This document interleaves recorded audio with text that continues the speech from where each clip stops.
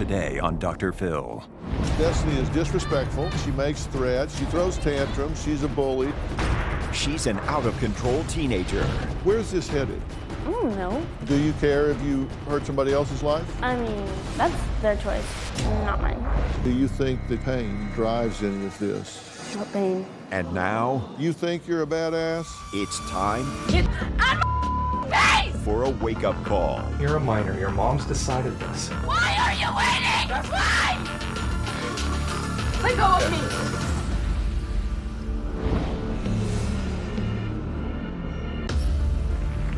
You know, yesterday we met 14-year-old Destoni, who left our crew behind the scenes a bit shaken up with her aggressive and obstinate behavior. Now, Destoni's mother, Melissa, and grandmother, Michelle, worry her out-of-control antics will land her in jail, or even worse, get her killed. Here's what happened so far. Take a look. My 14-year-old daughter, Destoni, is disrespectful, violent, and aggressive. Just literally. I asked, who gave us a blanket? She's become so out of control and has such a major attitude. The only reason why I'm here is because it was between foster care or Dr. Phil. Would you like Dr. Phil to try to be able to help you? I don't need this. Small vocabulary. I found her again and I said, hey, are you okay? And this is what we have here. All right. Why do I do your show? I'm only here because it was foster care or Dr. Phil. And if you don't get that camera out of my face, I'm destroying it. I'm serious. Get that out of my face. Get it out of my face. All right. I wish I could talk to you right now, but I'll talk to you in a few minutes because I want to talk to mother and grandmother backstage. Michelle, Nice how to are meet you? you. Melissa. Melissa, when there's trouble, you need to make a stand when they're 3, 4, and 5. Correct. She got kicked out of kindergarten. What's happened over the last 10 years? When we did time out, she would just come out, and I'd actually have to sit in the corner with her. If you put a child in a corner and you sit there with her, that's not time out. To have somebody as unruly and disobedient as Des, Melissa kind of has to give in to her. No, that's not true. Because if you start making those kind of excuses, then I don't even want you out there with Right. me at the same time. Right. Because if you're enabling her that way, then you're in my way, you're not Right. helping. Have you pulled knives on people and chased them around the house? Yeah. Tell me what gives you the right to do that. I was mad. They made me mad. They got to do what they wanted, so why can't I? I'm gonna make your life blanking hell now. You said that in class, right? Well, I told my teacher she had chlamydia. Did you threaten to bring a gun to school and shoot students? I didn't say I was going to bring a gun. I said he's lucky he doesn't have a bullet through his head. When I'm pissed off, it just comes to my head and I say it. What are you trying to achieve? What's your purpose? I don't know. What you've told me, Desi, is that you don't care what people think. I don't. Why are you so afraid that you're not going to be accepted? I don't know, because that's just how I handle things. Do you acknowledge that your mother is the head of this family? No. That tells me you're unsocialized, so you don't function in society. Oh? No, it does. It tells me that you're immature and you don't recognize the way the world works. Is that so? Yeah.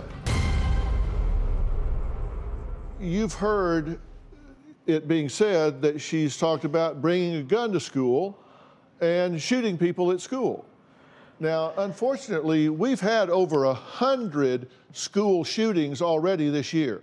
When you guys hear somebody talking about bringing a gun to school and shooting the place up, what do you think? It gets me scared to go to school. Like, I don't want to go anymore. Does it bother you if you hear somebody running up and down the hallways yelling and screaming like that? Yeah. Does it bother you that it affects other students? No. Not your problem. No. What do y'all think about what she's saying? Yeah. I feel that you don't care for human life whatsoever. You're the type of person to, yeah, you would bring a gun, but Hella funny. you wouldn't do it because you're a coward and you hide.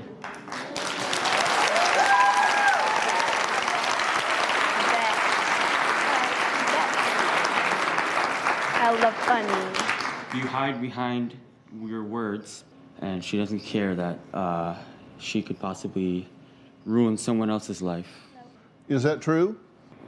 Do you care if you hurt somebody else's life? I mean, that's their choice, not mine. How is that their choice? Well, it's your choice if you're the one that hurts the other person. That's their choice to believe what I'm saying. So they shouldn't take you seriously. No, Then why say it? because I do.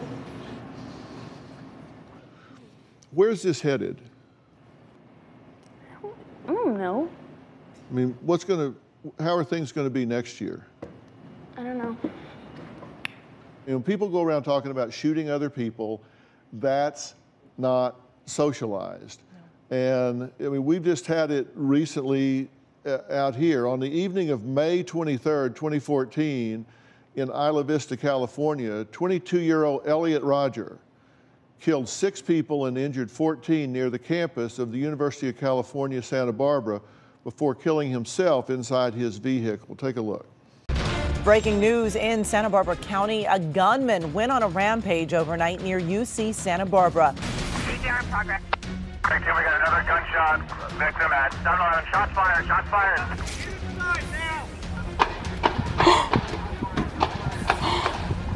My God. And we have 3 down. We're going to need 3 ambulances here. Investigators say that those gunshots started ringing out at about 9:30. They say Elliot Rodger, the shooter, was simply driving up and down the streets of Isla Vista, opening fire, randomly shooting people. In addition to the 6 people who were killed, 13 more were injured in the melee.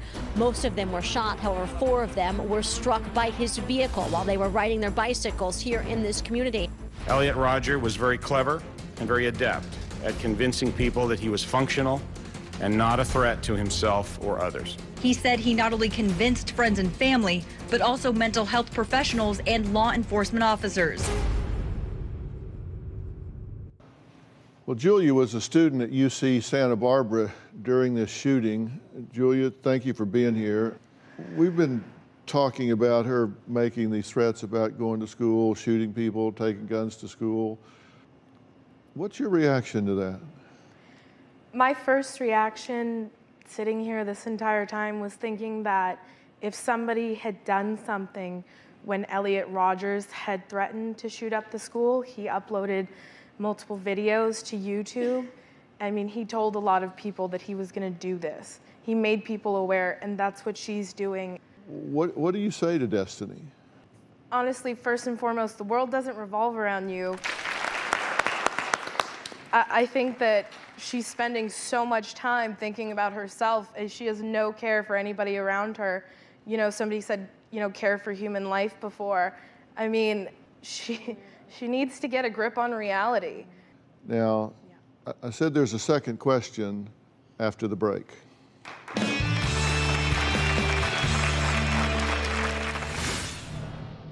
What drives any of this? Don't ask that question. When your dad went to prison. So you Obviously, are feeling pain. My dad left, stupid.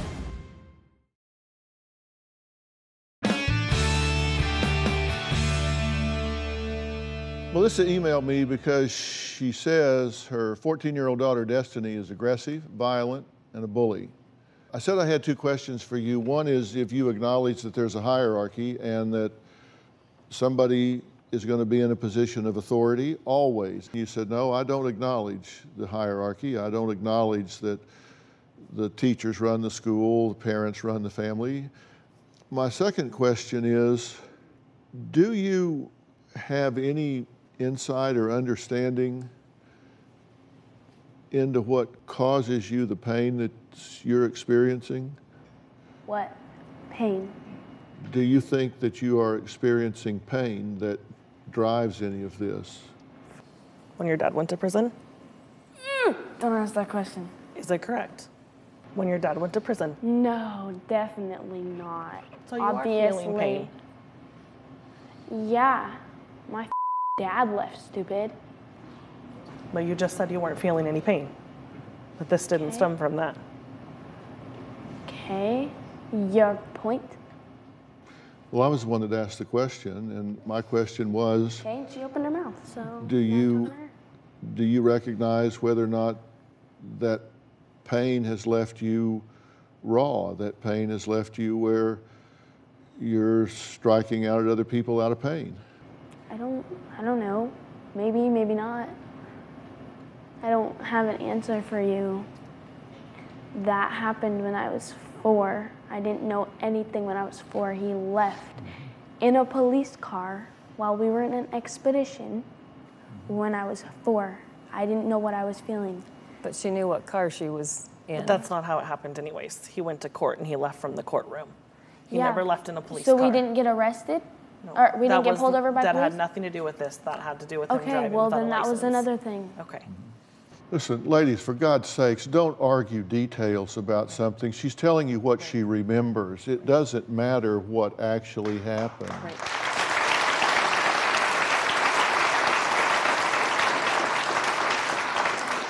This isn't history class. We're talking about what she recalls.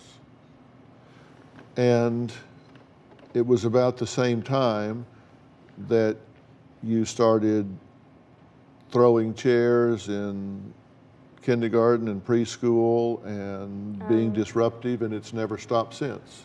I wasn't throwing chairs when I was kindergarten and preschool because they were blocks. Like so little you got square suspended from kindergarten for throwing blocks. I don't know. Maybe, I don't know. I'm not going to be able to remember that. Do you have unfinished emotional business about all of that and with your father? Does it make you feel funny? Does it? Yeah, it does. Does it cause you to have feelings inside that keep you from being peaceful, keep you from being happy? Yeah, it does. I mean, I'm pretty sure everybody would be hurt if their dad left when they were 4. Yeah, sure. They didn't have anybody to grow up with. Yeah. Nobody to teach them that somebody else loves them than just their mom. I'm pretty sure everybody would feel hurt if they really had to go to a father, daughter, or dads and donuts or something like that. I'm pretty sure they would all be heartbroken knowing their dad doesn't care about them. Wouldn't you?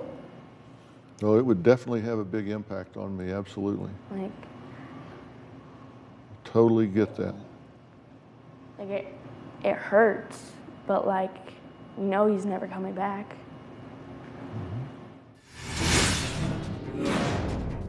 You are on a collision course with disaster. It's your time to step up. And if I don't?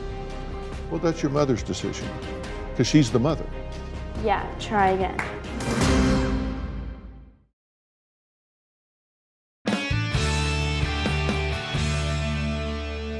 You know, here's the way I think about this. I think about it like everybody has a psychological skin. And it's kind of like you've ever been really sunburned really bad and somebody comes and pats you on the back. And if you're really sunburned, it's like, oh my God, it just kills me. If you weren't sunburned, that wouldn't even register. Right. But if you are sunburned, the same little tap, it just creates a lot of pain. And your psychological skin is burned. You've been hurt. You've been burned by this situation with your father. And now any little thing that touches your psychological skin hurts so bad that you react in a really bad way. So it doesn't take much. Can you recognize how that would cause you to be on edge and easily provoked into angry behavior? Rebellious behavior? I don't know, just like, I think about that on the daily. Like, I really do. Like, I really think about that. Like, my feelings aren't easily hurt. It takes a lot to hurt my feelings. You could call me ugly and come at me sideways, and I'll come at you sideways just as hard. But then I think about that every single day, at least 3 times a day, which nobody knows because you don't understand. Because I can't open up to you. You'll be like, that's why you need a counselor. That's why I have you in counseling, so you can. And so I can't open up to her about it, or she'll be like, oh, you're just crying for attention. Okay, I'm being serious. I don't have anyone to talk to. You're always busy with the girls, so I'm not gonna talk to you or bother you about it. And then when I do, you're like, get over it, you have a life. That's all you say. And so I don't have anyone to talk to, so then I keep it in. And you wonder why I don't open up about my feelings. She's always wondering, why don't you talk about your feelings? Why do you let it build up in you? Let them out. Go to a counselor. A counselor isn't going to help. I don't trust people. I have trust issues. I understand that. So I can't trust a counselor right then and there. I can't be like, oh yeah, this is what happened. Da, da, da, da, da. The only reason why I trust you is because I know people that you've helped. Mm-hmm. That's why I trust you. Now, I don't trust any of you. I don't know them. They're okay with that. I want a mom that actually listens, that understands. I do listen, but you explode. Because you tell me to get over it. That's not what I tell you. Then what do you tell me? I tell you all the time that you need to open up, but when you don't open up about those things, you open up about the things that make you mad that your sisters do, or that who pissed you off at school. Because I don't feel comfortable telling you about what actually is going on. Telling me I can't get over someone I've known my entire life. Smart, okay. Well, what she's trying to tell you is there's a big difference between topics and issues. Correct. You know, topics can be sisters, school, right, what's happening that day. And you can fight about those things because they're safe. Right. But the underlying issue can be something much more serious, like feelings of abandonment, feelings of self-worth, that if I'd been better, then my father would have behaved better so he could stay in my life. Right. There could be 1,000 different things that could be functioning at an issue level, but it's real scary to give those things a voice. And frankly, that's probably over your pay grade. Right. It's like she's saying, I don't talk to you about it, and when I try to, you don't handle it well. You probably don't know what to say. You probably don't know how to say about it. So she's probably reading you exactly right. Right. That, no, I don't open up to you about that because you don't know how to handle it. Right. But then you say, I don't talk to counselors about it because I don't trust them, so I keep it inside. And that's why I said, I think pain is driving a lot of this behavior, and you got to deal with it in some way. And Destoni says she knows where she wants to be mentally. She knows she can be better, and I agree with her, and I'm going to tell Mom what I think she needs to do to step up and take charge of this situation, be the parent, and lead this family when we come back.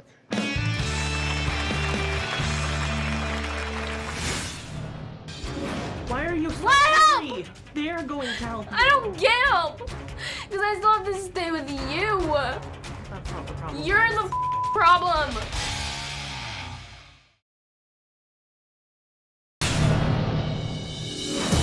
On numerous occasions, Destoni took promiscuous photos of herself and posted them all over social media. Sitting on the bathroom counter in thong underwear and a tank top, taking pictures of herself in the mirror of the back of her.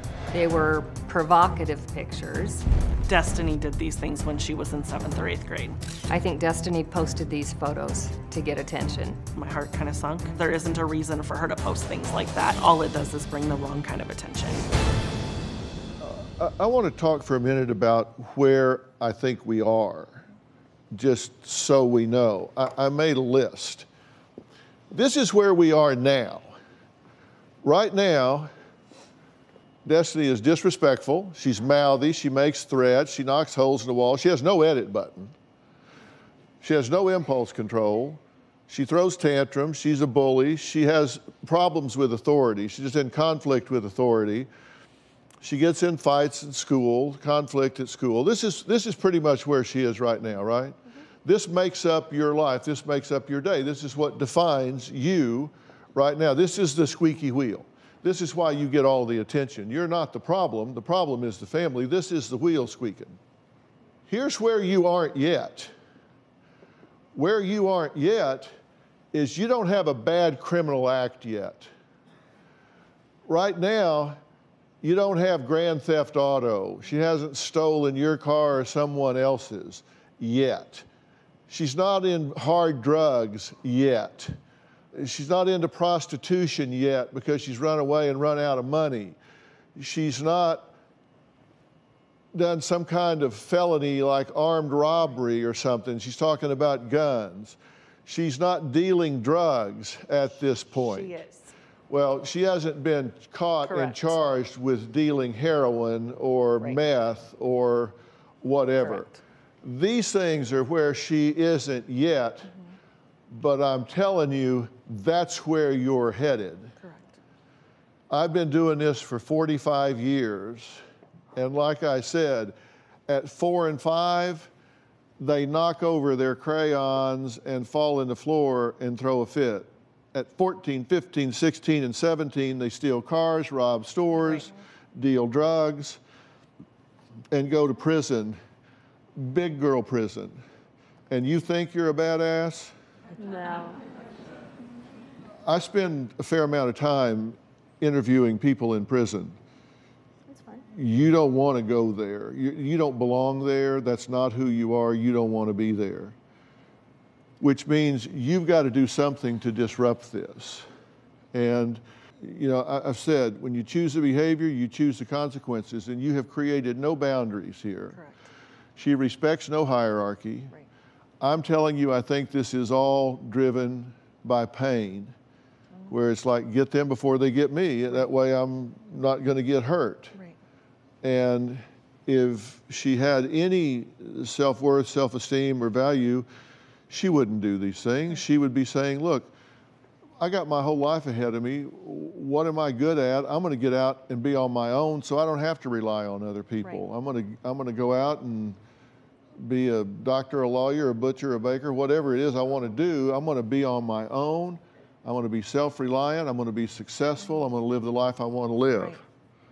But right now, she's just saying, I'm just going to be disruptive. And you want to be emancipated, you know, you can't be emancipated because you can't demonstrate the ability to self-sustain, which is a primary element of the court recognizing you for emancipation. You don't have a job, you don't have a place to live, you don't have the ability to get a job. Yeah. So the court's not going to recognize that, even if you wanted to. She would call it emancipation, they would call it abandonment. Right. She may want to do this, she may not. That's your decision as a mother. It's your time to step up. It's your time to say, I am going to lead this family. Yeah, try again.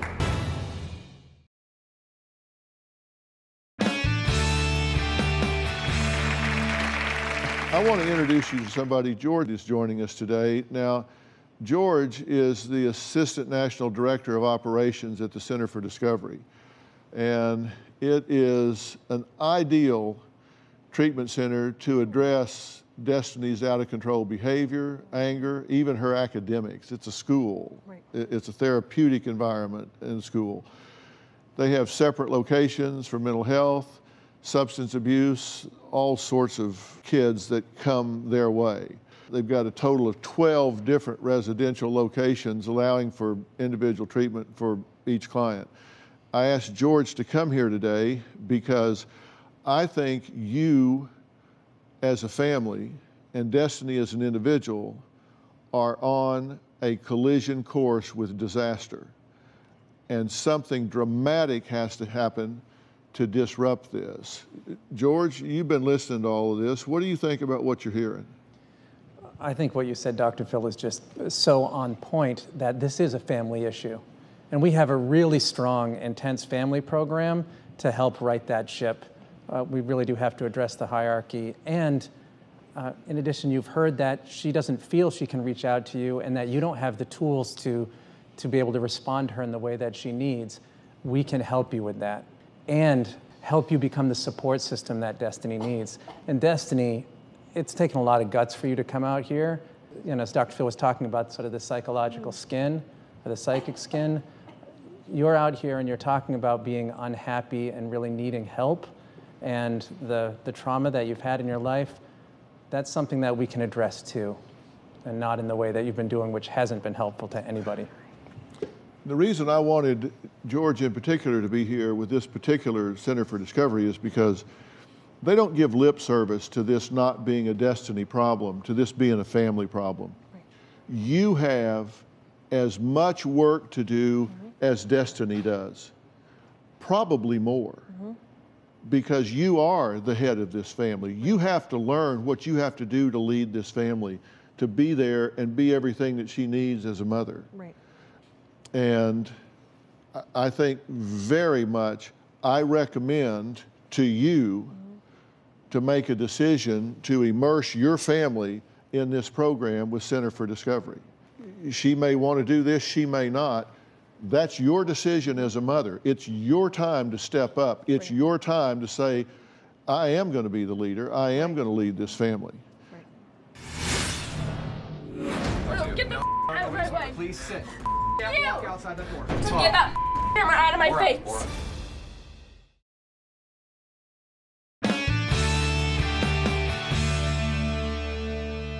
If you're smart, you're going to want to do this. What's that? I have to go there? You should go there. You should want to go there. What are you going to do? What else are you going to do? You got something pressing? You got something pressing to do? No. Yeah, well, you guys are going to sit down backstage. And here's the good news. I said things are going to change today. The good news is you've had the pressure of being in a position of making adult decisions. You don't have to do that anymore because you're going to make the decisions. But this is something that you should run towards, not away from. This is a time for you to say, you know what? For once in my life, I'm going to be mature enough to do the right thing and turn things around because this is not working for you. Do you have any questions? No. Is this something you're willing to do?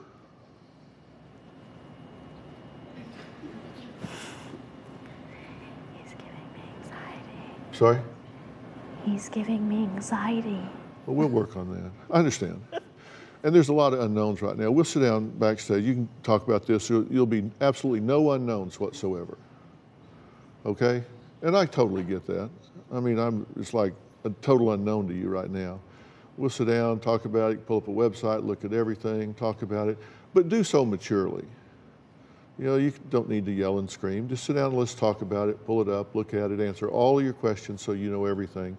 And I totally get you should definitely have questions about it. I respect that. Ask them, let's talk about them. And if I don't? Well, that's your mother's decision. You're deciding my questions? Not your questions. No, not your questions. She's going to make the ultimate decision about what to do or not do, because she's the mother. Yeah, try again. No. But what I'm saying, I would rather do this with you than to you, so let's sit down and talk about it. I mean, don't decide ahead of time that this is horrible. You may look at it and say, this is the best deal I've heard in a long time. If he gives me anxiety now, what am I going to do with myself in a couple days? You don't days? know. He's not creepy. He's just... give him a chance to meet him. He may be the nicest guy you've ever met. I mean, 10 years from now, you may be having him over for Christmas dinner. You don't know. I will. You might. No. But all I'm asking, you'll sit down and talk with him backstage, okay? Yeah. You can sit across the room. It's all right. Fair enough? No, he's scaring me. No, well, you can sit across the room. You won't be in there alone. We'll have lots of people in there with you to guard you. I wouldn't put you in there with somebody I didn't trust. Why are you only talking to me? Why aren't you talking to them? Oh, I've been talking to them. I just told her she had more work to do than you do. What about her? Well, she's not your mother. Okay. She's extended family support system. And she's going to be involved as well. I don't see anyone next to me. What? I don't see anyone next to me. I'm next to you. Okay. And I'm not a bad ally. You need help. You haven't gone to help by yourself. You can't change yourself.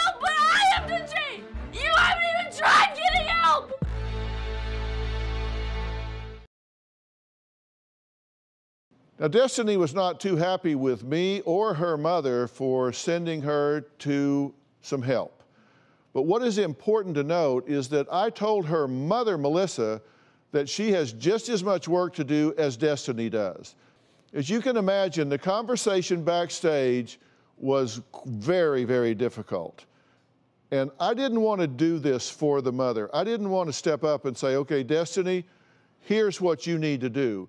This mother had been so passive, I said, look, if you want this to happen, you need to step up and you need to own it, stand your ground, and be a mother. Here's what happened as our resource department prepared her and her family to get the help they need. Hell yeah. You. Hell yeah. See you later. Wow. I don't know who the you think you're tweaker. You! Why? What did I do? And what the hell's a You're fined for days. And then we come here and now you put on this show. What show? I've always been like this. You weren't just right? like that on the show. Right, I've always been like this, You weren't right? just like that in front of Dr. Answer the question. Like this? I've always been like this, huh? Sometimes, yeah. Exactly. Yeah. So don't dates for me, Okay. You're And I know in your video prior to coming here and being out there with Dr. Phil, you said that Dr. Phil can get you the help that you need. Okay. And we're it. That's what What help is this? To control this, to help you. Why are you so What angry? They're going to help you. I don't get help. Because I still have to stay with you. That's not the problem. You're the problem. You need help. You haven't gone to help by yourself. I'm working on You're only worried about leaving me. That's why I'm on pills. Because you can't change yourself, but I have to change. This is why we're here. I have to change, but you can't. Why we're here. I'm here because you didn't want to deal with me anymore. No, That's why. Because you don't get help. You haven't even tried getting help. You haven't tried. You said I'm gonna go in counseling. We're gonna sign up together. Did you? No. You said foster care, knowing I'd be house to house to house, bouncing and bouncing. I'd be gone. Or you said Dr. Phil, knowing they'd send me away. You knew that. Or 30 to 60 to 90-day rehab. Does that not sound like you're trying to send me away? Because I want to get help. This is why we're here. Because we all need it. No, because So I gave do. you Because options. that's all you care about. No, it's that not. you want me gone. Absolutely not, Des. Guys. Hi. How you doing? Hi, I have to talk to you. Get the out of my way. Please sit. You. Walk outside that door. Please sit. Then I suggest you get the that bitch out of here. I'm picking up this dude throwing at her. I agree with you. There goes Mom. Look how easy that was. We just talked. We have to talk. Get that camera out of my face. I have a problem with everyone in the world or your family. We're about to find that out right now. So, Destoni, listen. I work for Safe Interventions. We I have don't care. custody of you right now. I don't care. But I do not I'm work on the phone. I'm calling my I do best not work friend. for the program, so keep that in mind. I don't care. You're 14, you're a minor. Your mom's decided this. You just threw her out and she's not coming back. In a minute, we're going to leave. So I'm going to give I don't you give some a we just instructions. leave now. Yes, absolutely. So we have custody of you while we go through this place. Go! Laura, hold on. Why are you waiting? Destoni, Why? I have to tell you something. I don't care. Just let's go. Let's go. To hold on to you. Then You let's go. understand? Take me. Hey, Mike. What a horrible mother. You're a skank.